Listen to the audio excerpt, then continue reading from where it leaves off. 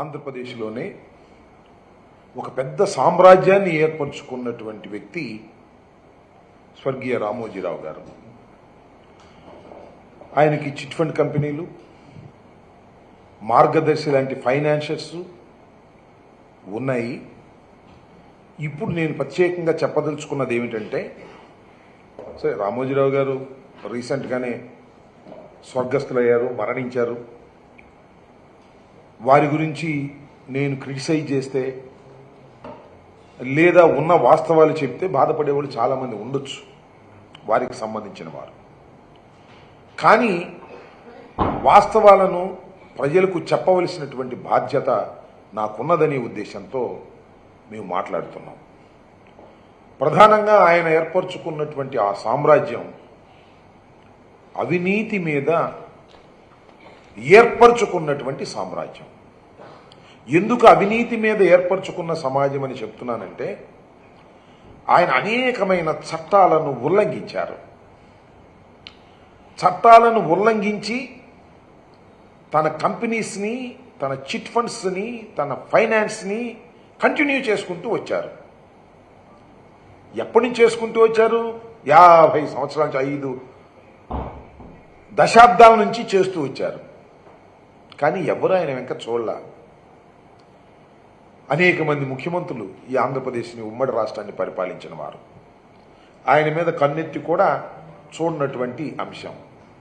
ఏ వ్యవస్థ కూడా రామోజీరావు గారు తప్పు చేస్తున్నాడు, చట్టానికి వ్యతిరేకంగా పనిచేస్తున్నాడు, చట్టాన్ని అతిక్రమించి ఆర్థిక లావాదేవీలు చేస్తున్నారు అనేటువంటి మాట 2006 వరకు కూడా ఎవరు అనలా, ఎవరు దాని మీద దృష్టి పెట్టలా. ఎందుకంటే రామోజీరావు గారు చాలా పెద్దవారు, ఆయనకి ప్రభుత్వాలు అండగా ఉన్నాయి. ముఖ్యంగా తెలుగుదేశం పార్టీ వారికి అండగా ఉంది. కేంద్రంలో ఉన్న ప్రభుత్వాలు కూడా వారికి అండగా ఉన్నటువంటి సందర్భాలు ఉన్నాయి. ఒక మాట చెప్పాలంటే, రామోజీరావు గారు ఎవరిని కలవరు, ముఖ్యమంత్రుల్ని లేదా పెద్ద పెద్ద నాయకుల్ని కలవరు. రామోజీ సిటీలోకే హెలికాప్టర్లోనో, విమానంలోనో, కారుల్లోనో వెళ్ళి ముఖ్యమంత్రులు కలిసి ఆయన గౌరవించినటువంటి పరిస్థితి. అంత పెద్దవాడు కాబట్టి ఆయన తప్పు చెయ్యడనో, తప్పు చేసినా వదిలేయాలనేటువంటి ఉద్దేశంతో అనేక ముఖ్యమంత్రులు వ్యవహరించారు. కానీ 2006లో డాక్టర్ వైఎస్ రాజశేఖర రెడ్డి గారు ముఖ్యమంత్రిగా ఉన్న సమయంలో ఒక పెద్ద కుంభకోణాన్ని, మొత్తానికి ఈ సామ్రాజ్యానికి సంబంధించినటువంటి ఒక పెద్ద స్కామ్, దాన్ని బయటకు తీశారు. దానికి బయటకు తీయటానికి ప్రధానమైన కారణం, ఎందుకంటే నేను కూడా అప్పుడు రాజశేఖర రెడ్డి గారి ఈ టైంలో ఎమ్మెల్యే కాకపోవచ్చు, మంత్రి కాకపోవచ్చు, కానీ సన్నిహితంగా మెలిగినటువంటి వ్యక్తిని. ఆ రోజున ఉండవల్లి అరుణ్ కుమార్ గారు ఎంపీగా ఉన్న రోజుల్లో వాళ్ళ అమ్మగారికి ఈ డిపాజిట్ చేశారు రామోజీ ఫైనాన్స్లో. ఆ డిపాజిట్ చేస్తే అది వస్తే దాని మీద హెచ్యుఎఫ్ అని ఉంది.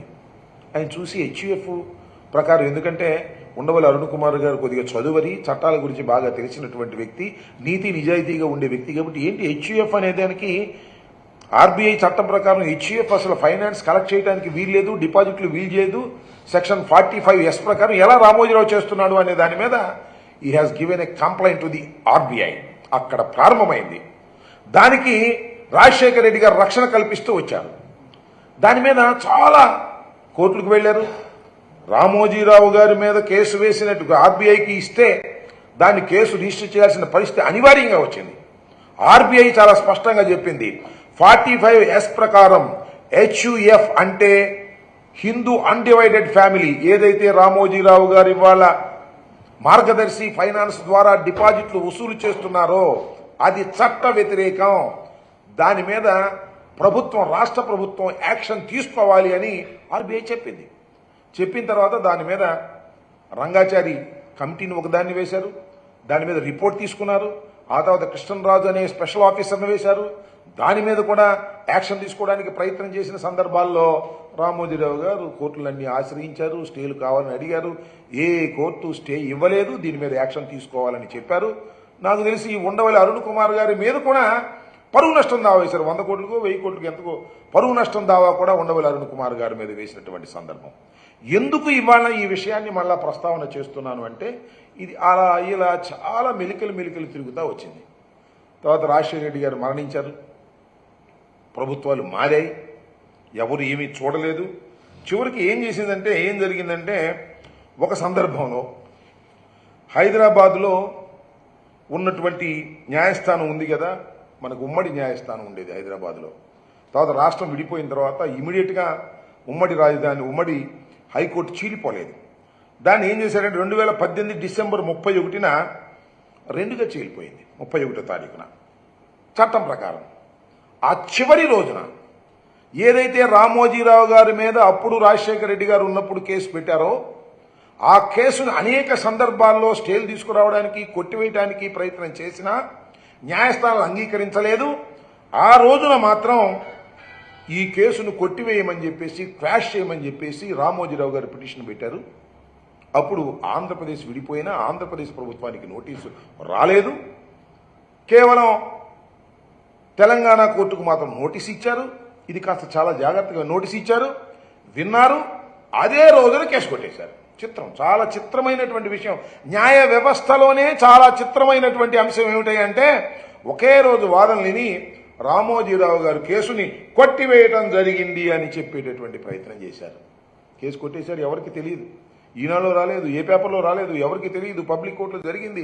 చాలా రహస్యంగా వ్యవస్థల్ని మేనేజ్ చేయటం అంటే ఇది అనిపించే విధంగా చేసినటువంటి సందర్భాన్ని వాళ్ళు గుర్తు చేయవలసినటువంటి అవసరం ఉందని కూడా ఈ సందర్భంగా నేను మనవి చేస్తున్నా. ఇది డిసెంబర్ 31, 2018లో కేసు కొట్టేస్తే దీనిలో ప్రధానంగా వాచ్ చేస్తున్నటువంటి మాజీ ఎంపీ ఉండవల్లి అరుణ్ కుమార్ గారు దాన్ని ఏ విధంగా తెలుసుకున్నారు, ఎవరు పట్టించుకోలేదు యాక్చువల్గా ఏం జరుగుతుంది ఏంటనేది.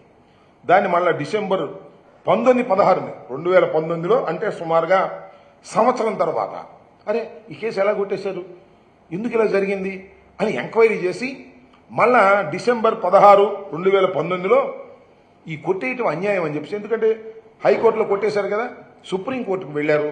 సుప్రీంకోర్టులో ఈ కేసుని దాఖలు చేసి ఇలా కొట్టేయటం అన్యాయం, దీని మీద మళ్ళీ తిరిగి విచారణ జరపాలి అంటే అలా తిరిగి ఇలా తిరిగిన తర్వాత ఆంధ్రప్రదేశ్ ప్రభుత్వం కూడా జగన్మోహన్ రెడ్డి గారు ముఖ్యమంత్రిగా ఉన్న సమయంలో ఆంధ్రప్రదేశ్ ప్రభుత్వం కూడా ఎస్ఎల్పీలో మేము ఇన్వాల్వ్ అవుతాం, మేము కూడా పిటిషన్దారులుగా వస్తాం, జాయిన్ అవుతాం అని జాయిన్ అయ్యి కౌంటర్ పడేసిన తర్వాత వాళ్ళు ఒక నిర్ణయం చేశారు సుప్రీంకోర్టు.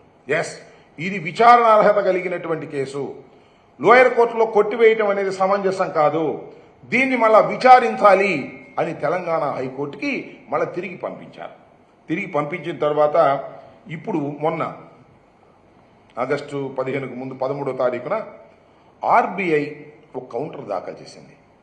ఇది చాలా ఇంట్రెస్టింగ్ అయినటువంటి అంశం. కౌంటర్ దాఖలు చేసి ఏం చేసిందంటే మార్గదర్శి చిట్ ఫండ్, మార్గదర్శి డిపాజిట్లు చట్ట వ్యతిరేకంగా రామోజీరావు గారు కలెక్ట్ చేశారు, ఇది చట్టానికి విరుద్ధమైనటువంటి అంశం.